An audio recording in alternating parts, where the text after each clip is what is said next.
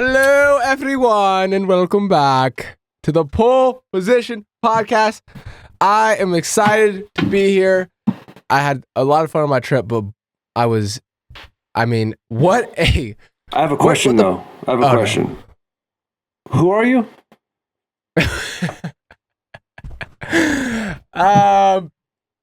Yeah. No, so it's been a while. It's just been a while. It's been a while. It's been 10 days, and I feel like in those 10 days, more has happened in Formula One than the previous 2 months, which makes it, that's a fair assessment. Great for podcasting.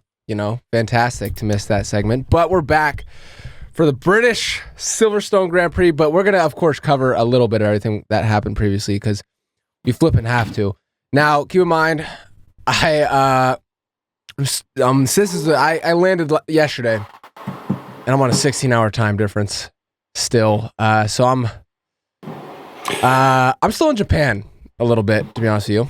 So, look, I understand this. I'll let this one slide, but again, you just still haven't introduced yourself.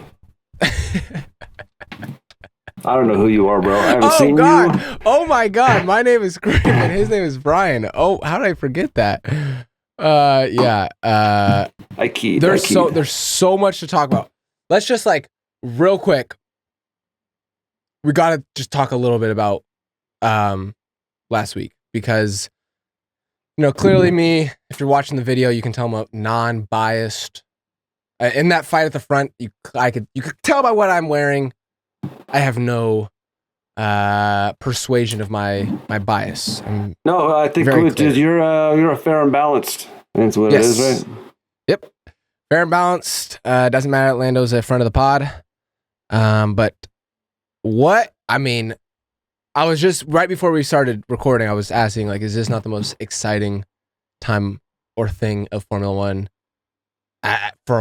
since at least 21 that we've seen? I mean, this is. Two guys. You've had one guy running away with it, so I would say, not to say nothing's happened, but for sure, this is what we've been waiting for.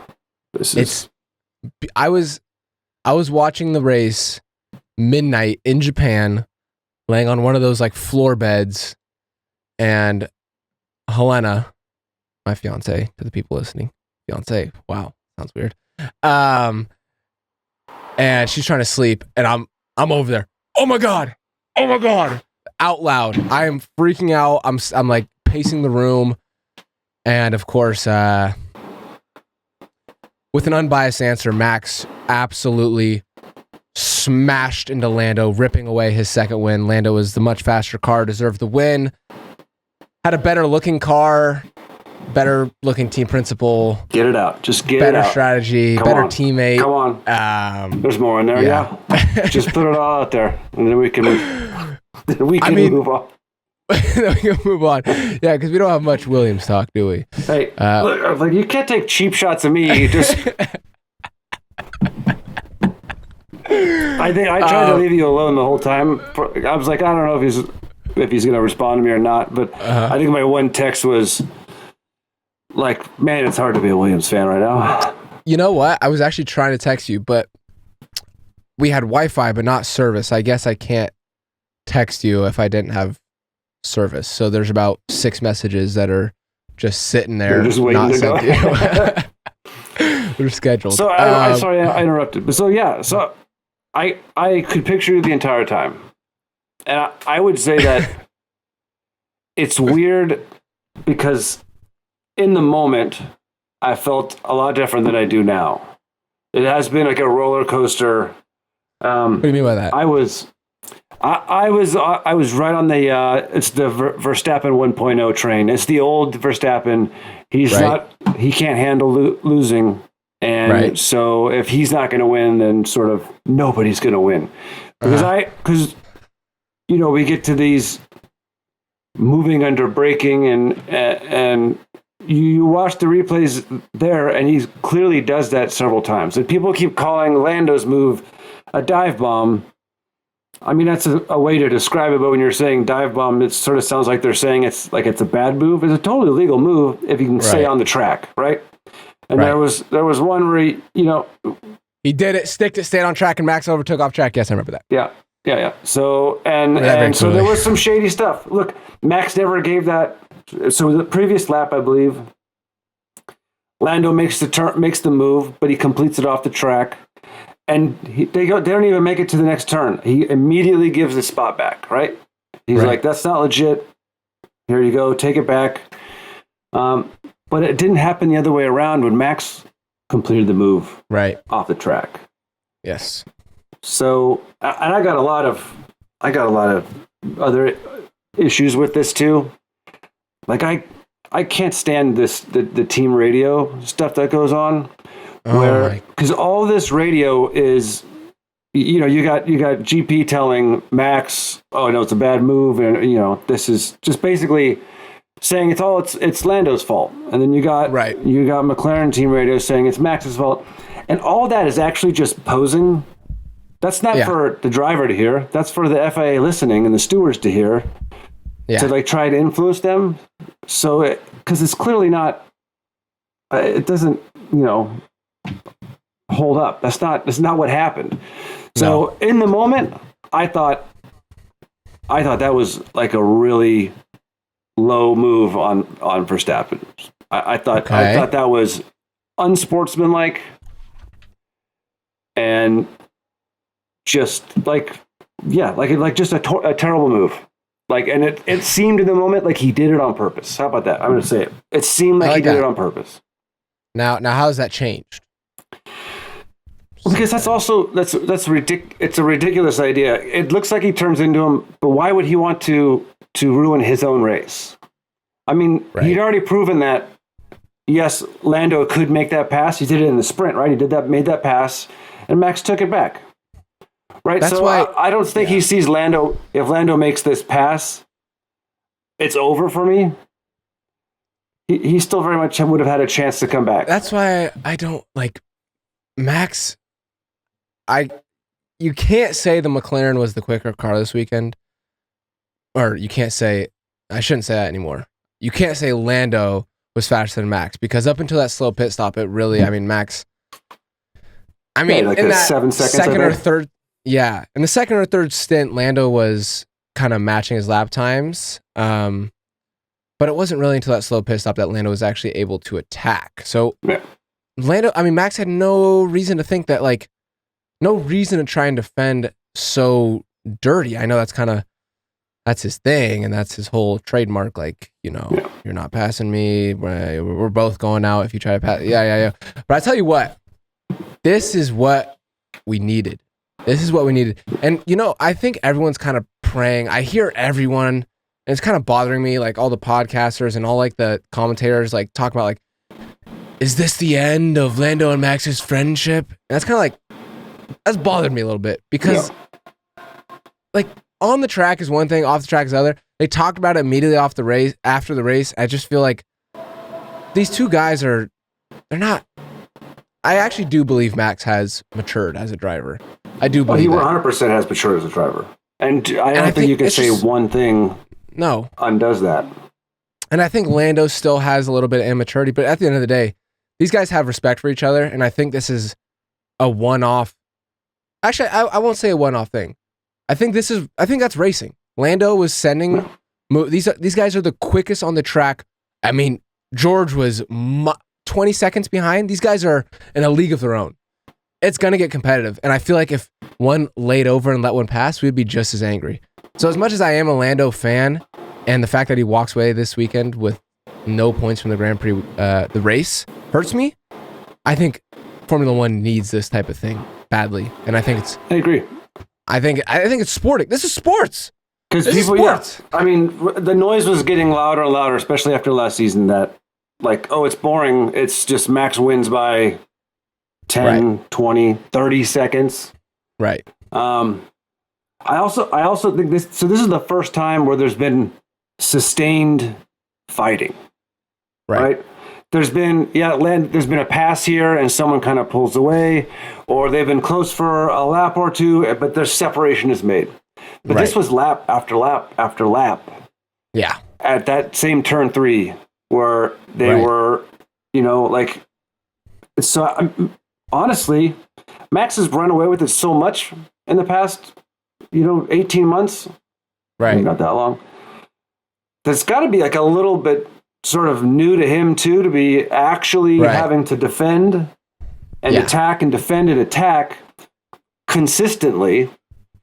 Because sure, he started P2 before. He started farther back than that. He fights his way to the front and then he gone. Right. So I think this is huge, and I also think that the McLaren is fast, right? And I think this is not going to be just Max and Lando. I really don't. I think that Piastri is going to be in there. We'll see when we get to our predictions here, but yeah, I think this could get spicy at the front. No, I 100% agree, and I think everyone needs to pipe the hell down and enjoy the sport, because we were just complaining about how the exact opposite. I think a lot of the reason for the reaction, certainly my reaction, was because it took sort of the violence of it, because Lando's taken out of the race, Max has a puncture. It was actually like minimal touching contact. Yeah, it was just the smallest, right? Yeah. But because of the result of that, everybody goes, "What the hell? Oh my God! This is he's driving into him." So, and I was right there with him. I thought this was the dirtiest move I've ever seen. Like I was like, "That's such a jacked up thing to do, bro." I was pissed. So that's what I'm saying earlier, where I was like, "So it's been a roller coaster." So I've certainly settled down. Yes, so have I. And it sounds like, the drivers certainly Lando had that reaction right after the race. Yeah, he was pissed. Right. He was ticked, and he was asked about, will you talk to Max? And like immediately he's like, that's not for me. That's for him to come talk to me.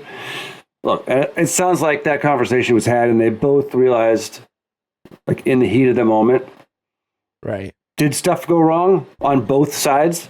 Right. Lando could have done stuff differently. He had space to actually ride up on the curb and go around the outside. My one thing about that is Max clearly makes two moves on multiple occasions. Mm-hmm. And the pundits and they all keep describing it as a gray area. So I need to know more about, is that against the rule, or is that just sort of an etiquette thing? Because you can clearly see he makes one move to defend, and then at least twice he definitely makes a move, not into Lando, but certainly makes a move back. And you can see why that's dangerous and, frowned upon. So that's the only thing that I think that needs to be cleaned up, or at least sort of specified. Let's just be really clear. Is that against the rules? Because when you say gray area, the Formula One is a game of marginal gains. If you give them an inch, they're going to take it. So either it's against the rules or it's not. I think there could be some clarity on that. We could talk about this for the next 40 minutes. Yes, we could. But we are in Silverstone right now. And let's right away, let's just real quickly go over some of the driver market and what's been said today on some stuff, and then hop into our predictions. But I want to.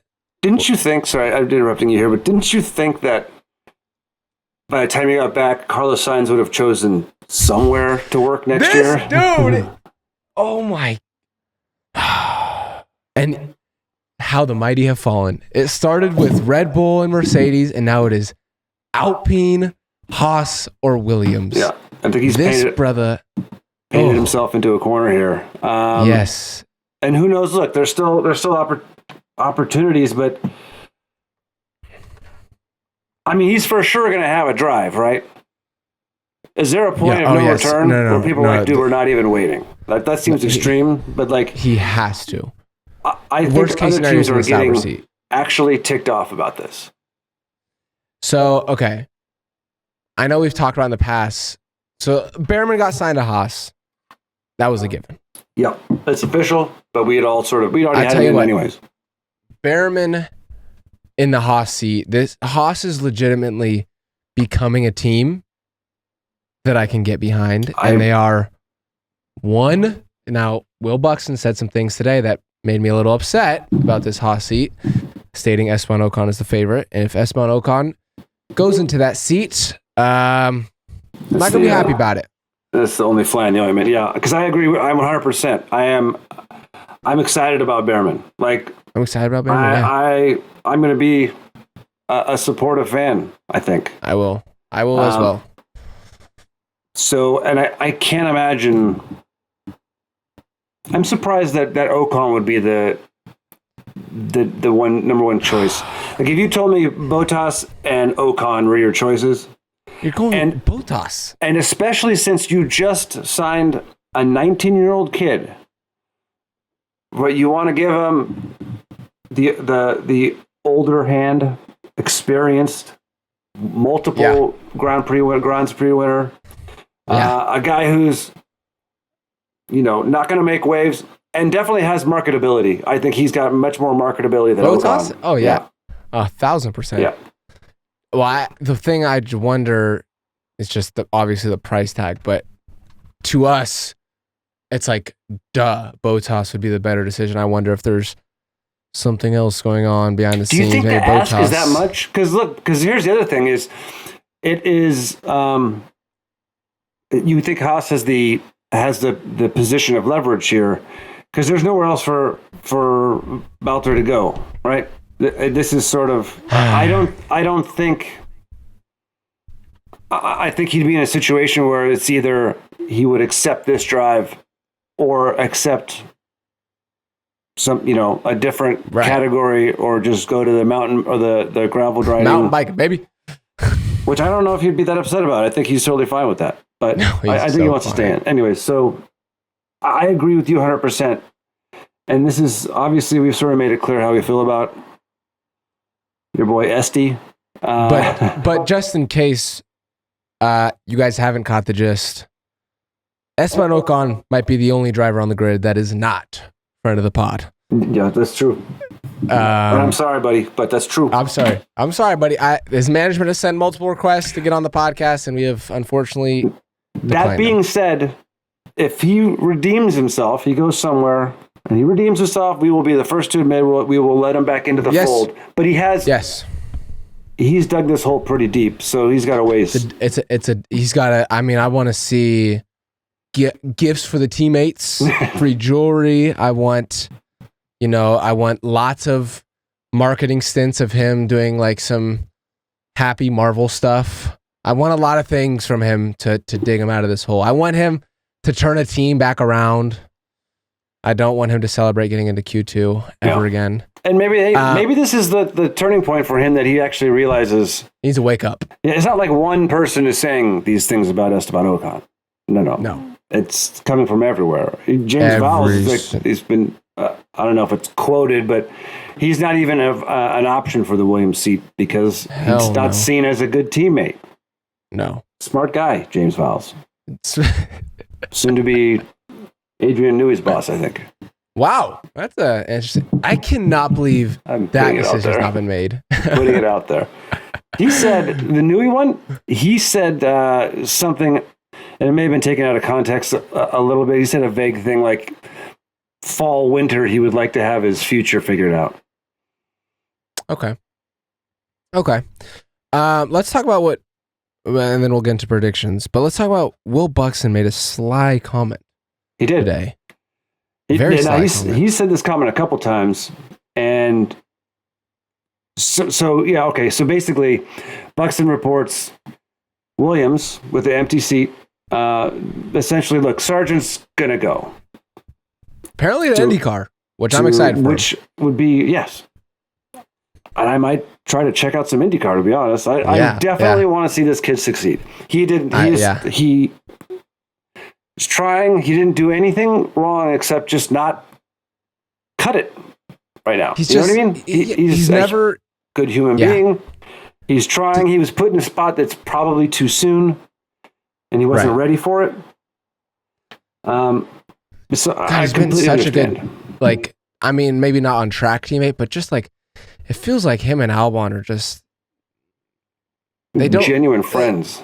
Just genuine, like Sargent just seems like a chill dude. I just want him to succeed somewhere. Okay. Yeah. Back to what so unfortunately, it sounds like that place to succeed is not going to be in Formula One. So, and then Buxton also reports, look, Williams are absolutely sick of waiting for Carlos Sainz. About a month ago, Val's, I think it was Canada. Was it Canada? Val's just straight up came out and said, Carlos Sainz is our number one choice. Right. Team principal said that himself to the media. Like, that's what he said. And Carlos Sainz, maybe he doesn't like his options. I can also understand, look, Alpine came in the last minute, it sounds like, in the last 2 weeks or week to offer him a position. So it was going to be Williams, Sauber Audi, or now Alpine. But so Buxton says, look, Williams is getting tired of waiting for him. Good. And that they may be talking to Danny Ricciardo to fill that Williams seat. And my gut reaction to that is so much better than, because I think I've told you, as a Williams fan, I don't know if I want Carlos Sainz. I mean, that sounds crazy. I don't think I want him. Yeah. Of course, if we get him, yes, rah, I'll be the number one chili guy there is. But I don't think that's the guy, because he wants to win. He's got some the ego that they all have, the sort of fighter pilot mentality. He's going to want to be number one. Look, we've already got established Alex Albon as number one. Danny Ricciardo has experience. He works well with teammates. So that idea I really like.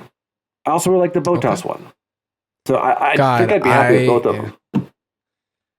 For your sake, I mean, I'll be honest. The way Val's has been acting lately, I am in support of. I like this energy where I don't... Because basically what he's saying, basically what Val's is saying, he doesn't care. He doesn't care if who signs it. He doesn't care if he's Schumacher. They have a schedule. They have an agenda that they want to fill, and they're going to do it. And that's how you build a successful team. That's how you build confidence in a team, is that we have our plan, we have our agenda, and we are going to stick to it because we believe in it. And even Carlos Sainz, who's the biggest name out in this free agency, he's not going to stop him from doing that. I like this energy from Williams right now. And I think that means good. Obviously, it's been rough. It's been rough for Williams. We won't talk about it too much for your sake, but I think, though, I wrote some notes about this. I think that there are added benefits to this. Look, Williams has been trying to, and they made an effort to get their foot in the U.S. market. Right? They got offices in New York. Do they really? Part of the reason, part of the reason. That's where they did their launch. Actually, was in New York. Oh, cool. That's part of the reason why Logan Sargent is a driver. Excuse me. And he's got a lot of. Logan's got a lot of fans. Yeah, some very interesting ones, but he's got a lot of fans. They like to comment. They like the comment section. Those guys. But and ultimately, they might be a legendary British team, but they have American owners. Doralton Ventures are Americans. Ricardo is big in America.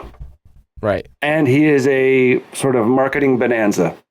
So aside from his skills on track, it seems like a win-win off the track too. Right.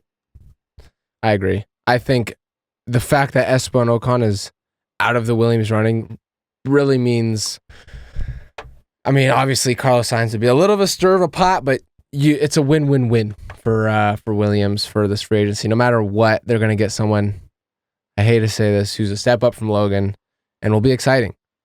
But yeah, good news from the Williams camp for sure. It has been a hard slog. Like, yeah, I watched Austria. I had it all set up where I had the race on, right? But I timed it up where I was streaming Albon's onboard on the iPad the whole time with some of the audio. he was pissed. There's stuff going on there. Like he was yelling. They put him on hards. They brought him in again to put on hards again. And he's just, why are you doing this? Like that was the first time I've heard the friction like that. And so my problem with Williams right now is it seems like they're saying all the right things about developing and moving forward, and the new regulations are where it's going to be at. Obviously they're trying, but it seems like, to me, a total novice, but it seems like their strategy is basically to not, like if they start 15th, their whole race strategy is to sort of not lose 15th. Instead of making, look, they're not going to win a race, but it seems like their strategy is to not lose more than it is to actually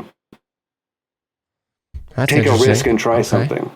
Right. Because they kept talking, we're trying to, defend against Stroll. You're like, Stroll? What the hell? Come on. So, guy. Okay, let's hop into our predictions. Let's rattle these off relatively quick, but we're doing a new thing where we don't actually see each other's predictions. So this will be exciting. Also, I want to throw in, we both live in California, and it is toasty as hell. And both of our filming studios don't have AC in it. So both of our boxes are sitting around 90 degrees right now. And it is, it's starting to get, I'm starting to get a little sweaty here. So let's bang these predictions. Let's do dead last finisher. Dead last finisher. This has been kind of, sorry to say it, but wait. Zhou Guan Yu. Yeah, I did. Zhou Guan Yu. And that sounds like that's not about him and Bottas. That seems that that's the car. No, it's the car. I think that's the car. And that's what I think is nowhere. I think that's ultimately what's going to lose them Carlos Sainz if they haven't already lost it. Him. Will Buxton made it seem like they were not in the running anymore. I also put Zhou Guan Yu because besides, he was actually running a decent race last week until Fernando Alonso just absolutely sent him to the nether realm. Yeah, that was a strange move. I don't know. This seems maybe out of frustration. Yeah. I think he just locked up and sent it. But Zhou Guan Yu is my dead last finisher. Also, update on the score, by the way, guys. It's 3-2. If you were wondering, I am. Well, it's a little frustrating that I think so. We did a pre-race show for Barcelona, and then you left the freaking country, and I think I nailed that podium. No. We can go back and look at that later, but that's not really why it didn't get uploaded. No. All right, crazy prediction. Actually, I'll go first. Yep. I'll go first. My crazy prediction, and I actually, for the sport, kind of want this to happen as much as this would kill me. You know what? I think Max Verstappen or Lando Norris does not finish this race. I think we're going to see the same thing. The McLaren is going to be quick here, as it was last year, and they weren't even a favorite. Now, would you say I don't want to give away your other pick, but would you say the one who doesn't make the race, does that person win it all? That person wins it all. And that person was not a biased pick, by the way. We'll get into that later. What was your crazy prediction? It took me a while to figure this out because this is a weird category we have. But I've got at some point there's going to be an incident between the two Mercedes. And I think that potentially knocking one out or certainly doing some damage. I think the Mercedes has got some pace now. It's quick. And I think you throw in that it's Silverstone. Big race. Hamilton's won this thing like 7 times. He usually does well. It's a home race for both of them. It's clearly Russell has been showing to be the better driver recently, which is wild to say. He's driving his hiney off. Yeah. So I can just see this getting testy a little bit, and certainly some sassy radio calls. Oh, for sure. Are we racing or what? I can't do a really good Russell impression. I still think he's just a total nerd, but George Russell, my new favorite driver, besides Lando Norris and Oscar Piastri. Grand Prix poll. Who do you have there, sir? You say Max Verstappen? It's hard for me to say this, but because you go right to your head. I have Oscar Piastri as. Let's go. Yeah, baby. That's what I like to hear. I think he's like, take your track limits and shove it. Watch this, and I think he's gonna nail it. Oh, I think he's gonna nail it. I forgot about that. You know, if he doesn't have that, he wins that race. He wins that race. I think 100% he wins that race. I will say though that I don't want to get off. But what they did in Austria to put that little gravel strip in, I don't know if you remember last year, it was like 1,600 track limits issues, and the race wasn't determined until 4 hours later. Yes. Afterwards, I think Lando was already in, like back in the UK when they found out. So, anyways, that really helped. So it does suck that Oscar lost that just because of what seems like millimeters. But I think that I really like that kid. Yeah. Did you hear what he said in the? I just like his. I like his whole thing. I just the totally unflappable radio calls. Like he's just dude is cool.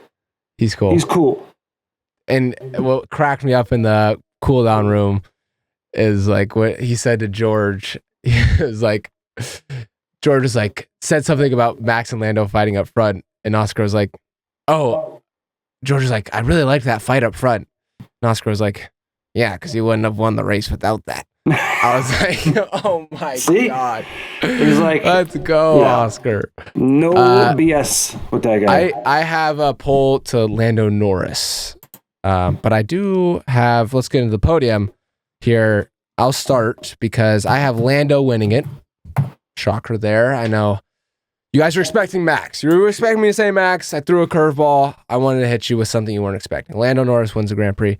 I have Oscar Piastri P2. I think this is McLaren's.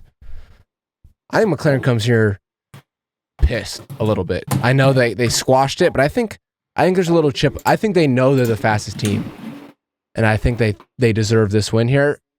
They're going to come with the chip in the shoulder, 1-2 from McLaren. And like you said, Lewis has done this race a million times. I think Lewis snags the last podium spot. I can't really argue with that. That sounds... Hit me one more time. Lando, Piastri, Lewis. Okay. Oh, okay. Lewis. I know you're... You know what? I'm telling you, the cream rises. Like, I think he gets to a home race here, and man, it'd be cool to hear a hammer time. I don't know, is it hammer time only when you're in P1? I'm not really sure. But anyways, they just throw one of those in there. Please. Okay, I like that. And once again, this is... I'm sticking with my favorite new guy in orange. I think I got a Piastri. No, winning this race. His first. I would love to see that Grand Prix. He's going to win this race. Let me guess your next thing. This is going to start some friction between the teammates. Oscar wins the home race of Lando. Then they start duking it out in future races. Yeah, no, we've played this 4,000 times from you. I mean, I would love to see that though. That would be good. Some friction, some inter-team friction. Of course you would. You want to see me struggle. Look, all of a sudden you got two number one drivers. What are you going to do? Oh no, this guy's getting more attention than this guy. And great. So, and I will take a piece of what you're saying. So I have P2 is Max and P3 is Lando. And that P2 and P3 could mix. I think they are, it's just inevitable that they're going to fight a little bit. And it's going to be serious. It's going to slow them down, right? I'm not saying someone's getting taken out necessarily like you are. That's very possible. But I do think they're going to race each other hard, which ultimately is going to slow them down. And I can see Piastri doing just like he did in the sprint, where Piastri coming around the outside and scooping it up and just like waving at you guys. That was so cool. God, that's what I got. Yeah. So it's Piastri, it's crazy. Max and Lando. How it's like, it's inevitable. Like whether it's at the start, at launch, or it's the third stint, Lando and Max are gonna find a way to, and they're gonna flip. Man, I think the best case scenario would be for it to go back and forth the entire race. Yes, I think you wonder. I mean, look. So for Austria, if with the gap that Max had, if he doesn't have the slow pit stop, is that just a done deal? And does he just extend that gap? No, I think Lando was catching him. I think he would have. I don't know if it would have been like that for as many laps, but definitely last 5 laps, Lando. What kills me just thinking about this race, like looking at the standings, is that I wish. I mean, I would have taken P1 would have been sick, but Lando P2 just to kind of push himself clear into the P2 spot on the chip. I can whine and groan all I want, but the fact is McLaren is the the fastest team on the grid right now. And I'll tell you what, they're genuinely looking like the favorites to win the constructors. And what this is also doing is, so it sucks that after that incident, like Verstappen still extends his lead. But I think what this is, this new stuff here is going to really expose Checo even more. Really bad. Because now you start to notice that, like, dude, you got 2 papayas up here and only 1 Red Bull. Like, what? Oscar and George are about to pass Checo in the drivers. Checo's gonna be P7. Yeah, and this is gonna be a constructor problem. Like, I think you're absolutely right. I think that they got a serious issue, and Max is not going to be able to win the constructor for them on their own. Not with Oscar and Lando bagging points on the same day. There's no way. Okay, well, it's getting with the lights probably close to 100 degrees in my box right now, and I'm beginning to see 2 driver standings on my screen. But we're back, baby. We're back Thursdays and Mondays. 2 episodes a week. I'm so excited. I'm so happy to be back. I tell you what, real quick, final thoughts. I'm going to end this pod on a happy note. Being away for 10 days, I have to say, my life recently has been pretty heavily Formula One in all facets. Being away for 10 days and coming back, there is a burning love and passion again for Formula One that I wouldn't say I was lacking towards the end of my little stint there, but I am... Absence made the heart grow fonder for you? Yes, I'm just revving, no pun intended, to just watch this season unfold. God, I'm grateful. Grateful for what the season is. You were pretty busy. I mean, were you checking news? I was trying my best. I mean, I watched the race. I couldn't watch any FPs. I barely watched qualifying. It was I figured, yeah. We were we ended up walking over the 10 days we were there. We ended up walking like over 70 miles. It was just insane. Super fun, amazing experience. But we'll see you guys on the post-race show. I am unbelievably happy to be back. And follow the socials. Watch out for the clips. We appreciate you guys so flipping much. And any final thoughts? Just maybe Williams doesn't get. I'd like some points, please. That would be so nice. I'll tell you what. As soon as it comes out, I'm getting some Behrman Haas merch. Yeah, and Carlos Sainz, please make a decision. Just make a decision. God, please. So that. Because then we're not going to have enough pods to talk about it, right? Because it's just going to this is going to happen, then this, then this, then this, then this, and then we can all just move on. Happy. You can be happy and move on. It's good to have you back. Woo, let's talk, baby. Let's watch your Grand Prix and talk. Yes, thank goodness. All right, we'll see you guys in a couple days. Bye-bye. Later.